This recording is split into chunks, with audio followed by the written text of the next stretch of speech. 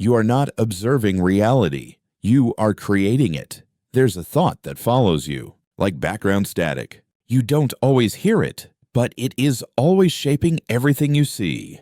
That thought is simple. Reality is happening to me, and as long as that thought is running, unchallenged, you will stay in the same timeline, no matter how many affirmations you say, no matter how much you try to shift, because this is the quantum law no one explains. You do not observe reality, you create it by being.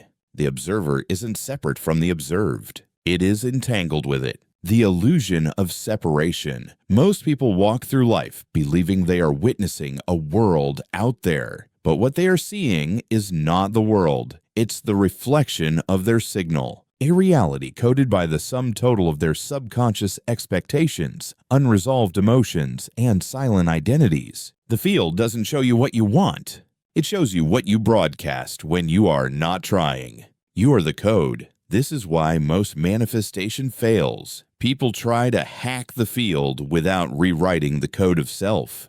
But you can't out-affirm your deepest frequencies. You can't out-visualize your nervous system, because in the quantum field there is no such thing as faking, only resonance. You are the code. Your emotions are the syntax. Your beliefs are the functions. Your identity is the compiler. And the field. It executes whatever you embody, cleanly, perfectly, without judgment. The quantum shift is not an event. It's a collapse. People think of quantum shifts as moments of magic, instantaneous change, sudden breakthroughs. But here is the paradox. A shift is not a change in your circumstances. It's a collapse of an old observer and the birth of a new one. The timeline you're stuck in. It's being held up by your current observer state, the way you habitually look at the world and at yourself. When that state collapses, the old version of you plus world dies. And in that death, a new alignment is born. Why you keep looping? You want to know why you're stuck. It's not because you're broken. It's not because the universe is testing you. It's because the identity you've been carrying is too attached to the version of reality you say you want to leave. You can't manifest freedom while vibrating as someone trapped. You can't manifest love while seeing yourself as unworthy. You can't manifest abundance while carrying the identity of lack. And here is where the shift begins. Not by doing more, but by being less of the old self. When the old observer collapses, reality responds. The observer effect, but not how you think quantum physics has proven. The act of observation collapses the wave of potential into a specific form. But what most miss is this. It's not observation by the eyes. It's observation by the being. When your entire body-mind radiates the frequency of I am still waiting, the field collapses a timeline of more waiting. When your body-mind radiates I am already the one who has, the field collapses a timeline of matching coherence. You cannot trick this. You cannot skip it. The quantum shift is simple. You change who you are being, and reality follows. You are already doing it. Here is the uncomfortable truth. You're already manifesting perfectly. Every moment, every day. The reality around you, the one you see right now, is the exact expression of your current observer signal. So the question is not, how do I make manifestation work? The real question is, why have I been unknowingly manifesting this? That is the doorway. That is where the old observer begins to crack. The shift is simpler than you think. It's not about effort. It's not about rituals. It's about one thing, changing the I, that is observing the field. When that I dies, the timeline shifts. This is the moment of quantum collapse, and it can happen in an instant, but only when you stop performing and start remembering. You are already entangled with infinite realities. Right now, you exist in infinite superpositions, versions of you who are free, who are abundant, who are fulfilled, who are at peace, and versions of you who are trapped, who are afraid, who are stuck in the loop. The quantum shift is this. You stop identifying with the timeline you don't want and embody the frequency of the one you do. No begging, no chasing, no waiting, just collapsing. The observer is the origin point. You're not waiting for the shift. You are the shift. You are not chasing reality. You are emitting it. When you understand this, the game ends and a new one begins. The death of the old self. Why identity collapse unlocks the quantum shift. There is one truth that stops most people from ever experiencing a true quantum shift. It's not because they don't want it, not because they're lazy, not because they lack intelligence or effort. It's because they are too attached to the old identity they built to survive. The gravity of the old self. Understand this. Your current reality isn't held in place by external circumstances. It's held in place by the gravity of who you think you are. Your identity is not neutral. It is encoded with fears, protections, stories, rules. And this encoded identity acts as a magnet, locking you into the timeline that matches it. It doesn't matter how hard you visualize. It doesn't matter how many times you write your desires. If the gravitational field of your identity is broadcasting lack, fear, shame, or unworthiness, then those are the timelines you collapse again and again. The self you're afraid to let go. Here is the brutal truth. Most people unconsciously prefer the familiar pain of their current identity over the unknown freedom of becoming something new. Because the old self, as limiting as it is safe, predictable, known. The nervous system has adapted to it. The ego is built around it. The world has mirrored it for years. And so, when you stand at the edge of a quantum shift, the greatest resistance is not from the universe. It is from within you, from the parts of you that ask, "Who will I be if I am no longer this?" That question terrifies the subconscious. Identity death is not comfortable. The shift that actually changes your reality is not a pleasant visualization. It is a mini death, a death of the old narrative, a death of the protective self, a death of the person who learned to survive through lack, doubt, and fear. This is why so few people experience true shifts, because the closer you get, the more the nervous system will fight, the more the ego will invent stories, the more your mind will cling to, what if it doesn't work? And unless you are willing to let that version of you die fully, the field has no space to collapse a new one. Why the mind can't do it alone? Here's another thing no one teaches. You cannot think your way into a quantum shift. Because thought is only a tiny fraction of your signal. You must feel it. You must embody it. You must allow your nervous system to calibrate to the new identity, not just imagine it. Because if the body rejects it, the field will reflect the rejection. If the heart mistrusts it, the field will mirror mistrust. If the subconscious still clings to the old survival code, no shift will hold. The body is the observer. Your body is not just flesh. It is the antenna of your consciousness. It remembers everything the mind has forgotten. It holds the trauma loops, the emotional signatures, the encoded fears. And until the body is safe to release the old self, until the body stops bracing against change, no affirmation can override that signal. This is why embodiment matters, why regulation matters, why stillness matters. Because only from stillness can you collapse the old vibration. Only from coherence can the new self arise. The paradox, you must stop becoming here, is the paradox of the shift. The harder you try to become the new self, the more you reinforce that you are not yet them. Desire creates distance. Striving strengthens separation. The only way to collapse the timeline is this. Stop trying to become.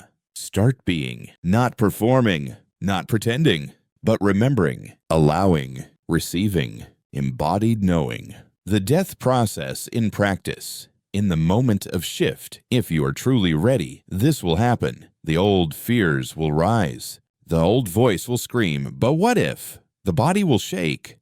The heart will resist. And in that space, you must do nothing. Not fight, not argue, not try to override. Simply witness the death. Let the old signal burn through.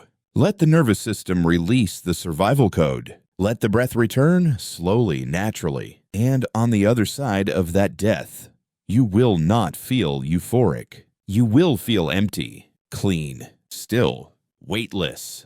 That is the state in which the new reality is born.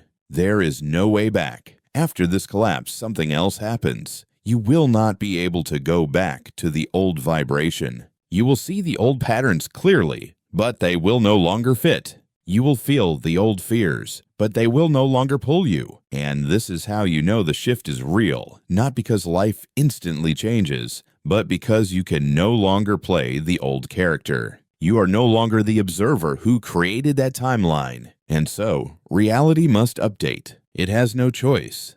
The power of true quantum shift. This is not a game of getting what you want. It is the deeper game of becoming unrecognizable to your old self, of collapsing the observer who thought they lacked, of dissolving the timeline where survival was your identity. And from that emptiness, possibilities rush in. Timelines unfreeze. Synchronicities appear. Reality bends. Because finally, there is no resistance in the signal, only clear being. The nervous system as the quantum gatekeeper. Why energy doesn't lie. You've probably heard this. Raise your vibration. But here's the part no one explains. You can't raise a vibration that your body is actively resisting. Your nervous system is the true gatekeeper of reality shift. Not your mind, not your vision board, not your words. Because energy, the energy that the field responds to, is not performance. It's not fantasy. It's not surface-level positivity. It's coherence. And coherence lives in the body. The body holds the real signal. Most people try to think their way into new realities. They say the affirmations. They visualize abundance. They repeat mantras. But inside, the body is tense. The heart is guarded. The breath is shallow. The gut is locked. That is the real signal. That is what the quantum field responds to. Not the words, not the pictures, not the effort. The embodied signal. Why most shifts don't hold. This is why most people glimpse change and then snap back. For a moment, they feel hope. For a moment, they see possibility. But the nervous system, still wired for survival, says, "This is dangerous.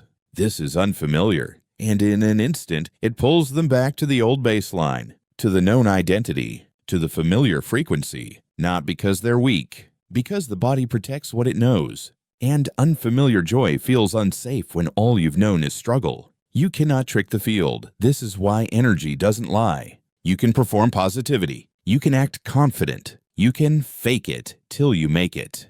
But the field reads what you broadcast when you are not trying. It reads the contraction in your chest, the tension in your belly, the subtle fear under your smile, and it mirrors it perfectly. Not to punish, but because that's coherence. The role of the nervous system in quantum collapse. Think of the nervous system as a tuning fork. If your body is vibrating with survival signals, you will only collapse timelines that match survival. If your body is vibrating with openness, peace, trust, then timelines of expansion become available. You don't attract what you want.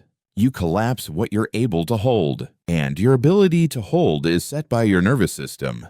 The hidden sabotage. Here's what no one tells you. The moment you ask for more wealth, more freedom, more love, you trigger the protective response of your old self. The subconscious says, more recites change, shit unknown, das unsafe. And unless you've trained your body to feel safe with change, you will unconsciously sabotage every attempt. Not from weakness, from loyalty to survival. The work that actually matters. This is why true quantum work is not glamorous. It is not about constant doing. It is about undoing, unwinding the nervous system, releasing old contraction, allowing joy to feel safe again, teaching the body to trust expansion. Because when the body relaxes, the field receives a new signal. And when that happens, the shift begins. How to tune the body to the shift. The process is not complicated, but it is uncomfortable. It looks like sitting with discomfort without fleeing, breathing through old fear without collapsing, feeling joy arise and not shutting it down, witnessing expansion and letting it land. It is slow, subtle, patient, but with each layer released, your baseline vibration shifts, and the field begins to match it. not because you forced it, because you stopped resisting it. The nervous system doesn't lie. This is the key. You can't fake coherence. You can't trick the field with words. You either feel safe at the new frequency or you don't. And until you do, the shift will stall. But once the body feels safe, timelines collapse fast because the field is always ready. It is you who must catch up. The quantum gatekeeper is within. You've been looking outside, at mentors, at techniques, at the next secret method. But the true key has always been within. Your breath, your heart rhythm, your gut signals, your embodied trust. When these align, you don't have to make the shift happen. You are the shift, and the field follows. Collapsing time, how to make reality respond. Now you've been taught to believe that change takes time. That manifestation is a slow process, that you must be patient. Trust the journey.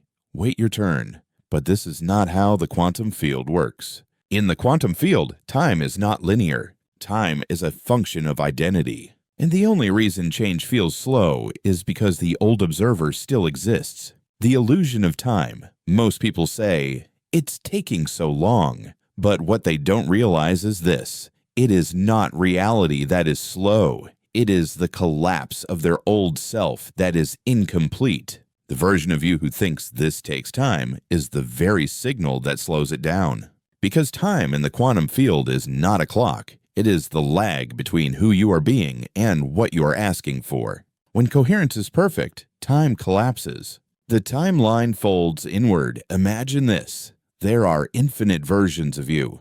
Each one lives at a different frequency. Each one exists on a different timeline. And the distance between you and the version of you who already has what you desire is not measured in minutes or months. It is measured in vibration. And when you match the frequency of that self, the timeline folds inward. And the shift appears instant, not because the field changed, because you collapsed the time gap. Oh, why the wait is an illusion. When you say, I'm waiting for it to happen, you are creating a vibrational command. It is not here yet. And the field, being perfectly neutral, responds, very well.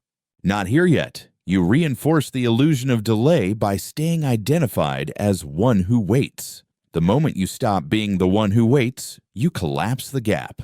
And what was later becomes now. Becoming a timeline collapser. How do you do this? Not by trying harder, not by demanding, not by begging the universe, but by becoming the version of you who no longer references the old timeline, who no longer holds the old story, who no longer identifies as almost there. You do this by acting from now, by speaking from now, by choosing from now, by feeling from now, even if no outer proof has arrived. Especially then, because that's when the signal is pure. Time bends to coherence. You've seen it. Moments when things happen fast. When synchronicities flood in. When obstacles dissolve overnight. This is not luck. It is coherence. In those moments, your signal was unified. Your identity and your desire were not in conflict. And time bent to match it. Stop feeding almost. Here's the trap. Most people live in almost.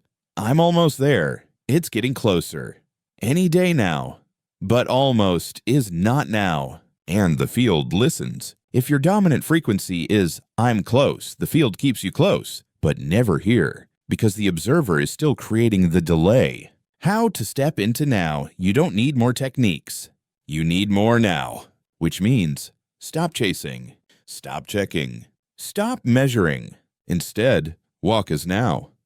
Speak as now, think as now, rest as now, until it is no longer practice, but your default state. The field responds to certainty. Here is the deepest truth. The quantum field responds most powerfully not to need, not to hope, but to certainty. And certainty is not loud. It is not arrogant. It is quiet, calm, unshakable. It says, this is who I am now, and so it is. And the field, recognizing coherence, bends when time stops being an obstacle. At this level, you stop tracking how long it's taking.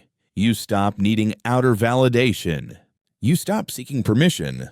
You simply are. And from that state, reality cannot resist, because there is nothing left to resist against. Time itself becomes irrelevant, because the timeline you desired has already become your frequency, and the outer world catches up. The quantum shift is you, becoming the observer that reality obeys. There is one mistake almost everyone makes when they begin this work. They think the shift is something out there, something the universe has to grant, a breakthrough that will appear one day when they are ready enough, spiritual enough, healed enough. But here is the part that most never see. The shift is not an event. The shift is not an external manifestation. The shift is you, or more precisely, it is who you are being underneath everything else. The field is always responding. The question is, to whom? Every second of every day, the quantum field is responding to you, not to the person you want to be, not to the version of you in your journal or your visualizations. It is responding to the you that you are embodying when no one is looking. When you are tired, when you forget to try, when you are alone, that is the true observer, and that observer is shaping the reality you are living in. You are not separate from the shift. This is the misunderstanding. You are not waiting for the shift. You are not chasing the shift. You are not working toward the shift. You are either embodying the shift now, or you are not. If your signal says it is coming, then it is always coming. If your signal says I am becoming, then you are always becoming, never being. But when your signal says, at the deepest level, I am, then the field obeys. The observer collapses reality. Quantum physics proves this. Observation is what collapses potential into form. But observation here is not about eyes. It is about consciousness, identity, frequency. You do not watch reality change. You collapse it into change through who you are being. When you become the version of you who no longer doubts, no longer seeks, no longer waits, the field has no choice but to respond. Because you are no longer giving it a mixed signal. You are unified. You are clear. You are coherent. You must stop performing and start being. Here is the hard part. Most people never truly embody the new signal. They perform it. They try to look like they have shifted. But the field does not care about your performance. It reads what you are when the mask is off. Are you still the one who is hoping? Are you still the one who is asking? Are you still the one who is secretly wondering when? If so, you are not being the shift. You are chasing it. How to become the shift? It is not complicated, but it is difficult because it requires brutal honesty. You must look at yourself and ask, am I still attached to my old identity? Am I still measuring how far I have to go? Am I still waiting for proof? Am I still performing a future self instead of being it? Then you must decide, not hope, not wish. Decide that from this moment forward, you no longer check for signs.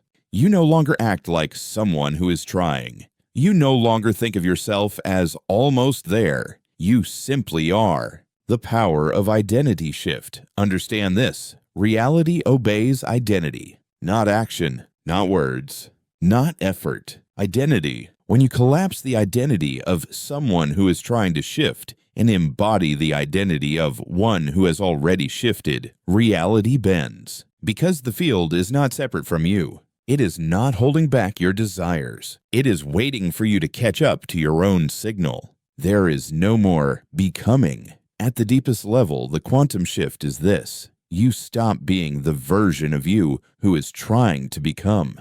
You stop searching. You stop doubting. You stop playing the one who is almost ready.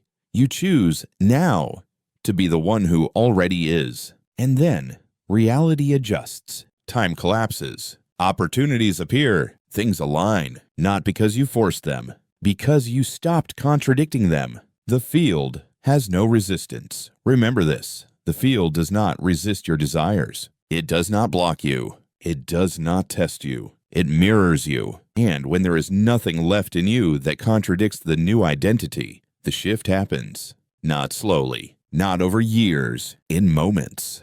Because the only thing slowing it down was you. Final truth. You are not here to chase the shift. You are here to remember that you are the shift. You do not need more methods. You do not need more teachers. You do not need more proof. You need to collapse the old observer fully, without fear, without hesitation. And when you do, reality has no choice. It must obey because it always has.